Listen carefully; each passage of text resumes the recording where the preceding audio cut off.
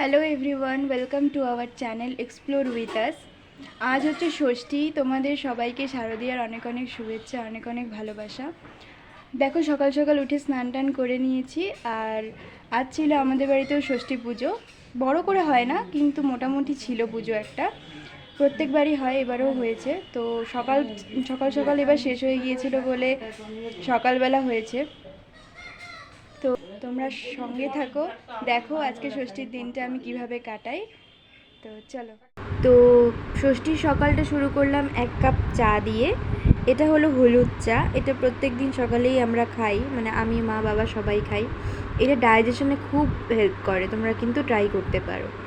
তারপরে চলে গিয়েছিলাম স্নান টান করে ঠাকুর ঘরে। মা পুজো করে রেখেছে, পুজো হয়ে গেছে তখন, শুধুমাত্র পাঁচালি পড়া বাকি ছিল ষষ্ঠী পুজোর। তো তার জন্য একটু বললাম যে ভিডিও করে নিই, তো ভিডিও করলাম ওটা।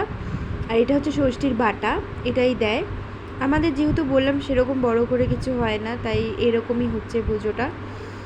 তো এখানে মা পাঁচালি পড়ছিল। অ্যান্ড দেন চলে গিয়েছিলাম আমি একটু বাজারে মার সাথে একটা ফলস পাড় কিনতে। তো সেখানে গিয়েছিলাম। দেখো কি রোদ, এই রোদের মধ্যেও দোকানে যেতে হয়েছিল, কারণ যেহেতু মা পুজোয় শাড়িটা পরবে, তাই ফলস পাড়টা খুবই দরকার। তো এখানে ফলস পাড় কিনতে চলে গিয়েছিলাম। তো এই দোকান থেকে আমরা ফলস পাড় কিনি সব সময়।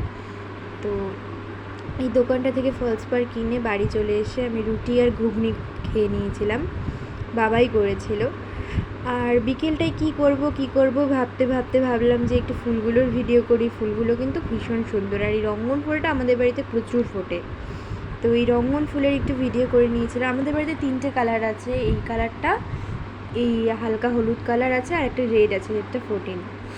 তারপরে সন্ধ্যাবেলা একটু দুধ রুটি খেয়ে আমি চলে গিয়েছিলাম একটু ভাতের প্রিপারেশন করতে। আজকে সেদ্ধ ভাত খাওয়া হবে।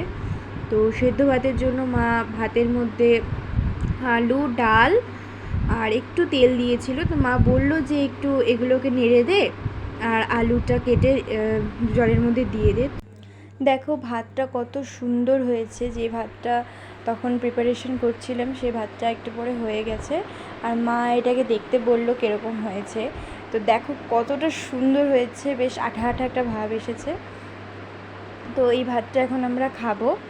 আর তার জন্য আলু সেদ্ধ মাখা হবে, আলু দেখতে পাচ্ছ তোমরা।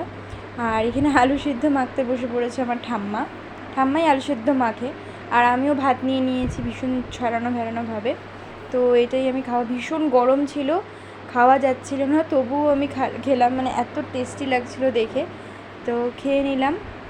চলো, খাওয়া দাওয়া শেষ। আর আজকে আমি এখানেই ভিডিওটা শেষ করছি। তো এরকমই আরও ভিডিও দেখার জন্য, মিনি ব্লগ দেখার জন্য তোমরা চ্যানেলটাকে সাবস্ক্রাইব করে দাও। বাই।